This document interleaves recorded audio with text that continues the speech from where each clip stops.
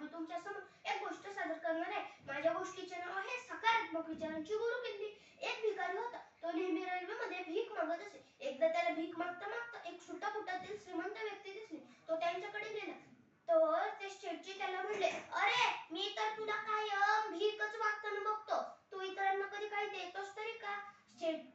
भिकारी त्यांना म्हणला, शेठजी मी तर एक भिकारी, मी तर ना काय देऊ शकणार, माझी एवढी ऐपत कसली? ते शेठजी त्याला म्हणले, अरे तू जर इतरांना काही देऊच शकत नसशील तर तुला इतरांकडून काही घेण्याचा देखील अधिकार नाही. मी एक व्यापारी आहे. देणे घेण्याचा माझा व्यापार आहे. तुझ्या जवळ मला देण्यासारखे काही असेल तर तू ते मला दे. मी त्या बदल्यात माझ्या जवळील काही पैसे तुला देईन. इतक्यात स्टेशन येते. ते शेठजी उतरून निघून जातात. पण भिकाऱ्याच्या मनात शेठजीचे एक वाक्य घोळत असते की तू जर इतरांना काही देऊच शकत नसशील तर तुला इतरांकडून काही घेण्याचा देखील अधिकार नाही. त्याला वाटू लागले आपण इतरांना काही देत नाही म्हणूनच लोक आपल्याला जास्त भिकावत नसतात. पण आपण तर पडलो भिकारी. आपण इतरांना काय देऊ शकणार? आपली एवढी ऐपत कसली? याच विचारात तो दुसऱ्या दिवशी रेल्वे स्टेशन जवळ बसला होता. त्याचे लक्ष तेथील सुंदर फुलांवर गेले.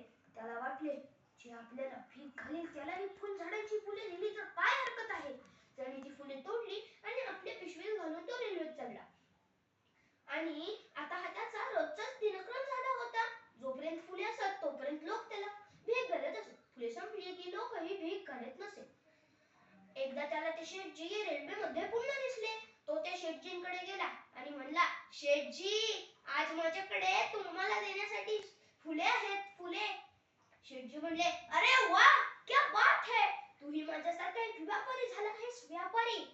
भिकाऱ्याकडे ती फुले त्यांनी ठेवून घेतली आणि आपल्या जवळील काही पैसे त्याला दिले. इतक्यातच स्टेशन आले. शेठजी उतरून निघून गेले. पण भिकाऱ्याच्या मनात शेठजींचे एक वाक्य घोळत असते की आज तूही माझ्यासारखा एक व्यापारी झाला आहेस. त्याच्या डोळ्यात एक वेगळी चमक दिसू लागली होती. त्याला वाटू लागले होते की आपल्याला एक सकारात्मक विचारांची गुरुकिल्लीच मिळाली आहे. तो रेल्वेतून खाली उतरला आणि आकाशाकडे त्याचा टाकीत जोराने म्हणला, मी भिकारी नाही, एक व्यापारी आहे, व्यापारी. मीही त्या शेठजींसारखा एक छान व्यापारी होऊ शकतो. 2-3 वर्ष तो तेथे दिसलाच नाही. 2-3 वर्षांनंतर 2 सुटाबुटातील व्यक्ती एकत्र गाडीत चढले. पहिल्या व्यक्तीने दुसऱ्या व्यक्तीला नमस्कार करून म्हणले, ओळखलत का शेठजी मला? पहिला व्यक्ती म्हणला, नाही नाही, मी तर तुला ओळखत नाही. दुसरा व्यक्ती म्हणला, शेठजी जरा आठवा, आपण याच गाडीमध्ये याच स्टेशनमध्ये आज तिसऱ्यांदा भेटत आहोत. पहिल्या भेटीत तुम्ही मला जीवनाचे महत्त्व सांगितले. दुसऱ्या भेटीत तुम्ही मला मी कोण आहे हे सांगितले आणि या दोन्ही गोष्टींचा परिणाम म्हणून आज मी एक फुलांचा व्यापारी झालोय आणि त्याच कामासंदर्भात मी दुसऱ्या गावी जात आहे. मी पहिल्या भेटीमध्ये तुम्ही मला निसर्गाचा देणे घेण्याचा नियम सांगितला की आपल्याला काही मिळवायचं असेल तर आपल्या जवळचं काहीतरी द्यावं लागतं आणि फारच उपयुक्त आहे आणि तो मला पूर्णपणे पटलेला आहे.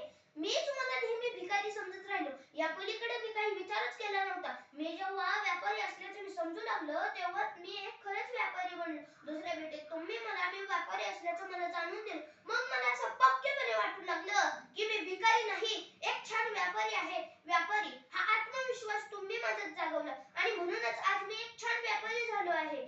मी भिकारी जोपर्यंत स्वतःला भिकारी समजत होता तोपर्यंत तो भिकारीच राहिला. जेव्हा तो व्यापारी असल्याचं स्वतःला समजू लागला तेव्हा तो एक खरंच व्यापारी बनला. तात्पर्य, एखाद्या व्यक्तीचा एखादा सकारात्मक वाक्य विचार आपले जीवन बदलू शकतो. आपण कोण आहोत हे आपल्याला समजत नाही तोपर्यंत आपण जीवनात प्रगती करू शकत नाही. जेव्हा आपण कोण आहोत हे आपल्याला समजते तेव्हा आपण जीवनामध्ये चांगली व्यक्ती होऊ शकतो. शेवटी सर्व काही मनाच्या समजुतीवरच अवलंबून असते, होय ना?